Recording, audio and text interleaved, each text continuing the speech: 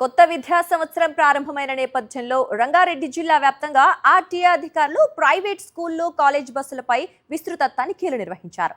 మియాపూర్, రాజేంద్రనగర్, ఇబ్రహీంపట్నం, మేడ్చల్, ఉప్పల్ తదితర ప్రాంతాల్లో ప్రత్యేక బృందాలు తనిఖీలు చేపట్టాయి. Fitness certificate, insurance, PUC, RC book, డ్రైవర్ల అర్హతలు, లైసెన్సులను పరిశీలించారు. ఇక నిబంధనలకు విరుద్ధంగా నడుస్తోన్న వాహనాలపై చర్యలు తీసుకుంటున్నారు. జిల్లా వ్యాప్తంగా 400 బస్సులను తనిఖీ చేయగా మియాపూర్లో ఫిట్నెస్ లేని 20 బస్సులను సీజ్ చేసినట్లు రంగారెడ్డి జిల్లా డీటీఓ తెలిపారు. హైదరాబాద్లోని లంగర్ హౌస్లో ఆర్టీఓ అధికారులు స్కూల్, కాలేజ్ బస్సులపై ప్రత్యేక తనిఖీలు నిర్వహించారు.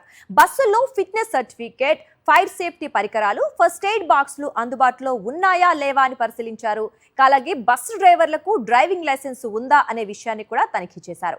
విద్యా సంస్థల యాజమాన్యాలు 60 సంవత్సరాలు దాటిన డ్రైవర్లతో స్కూల్, కాలేజ్ బస్సులు నడిపించవద్దని అధికారులు సూచించారు.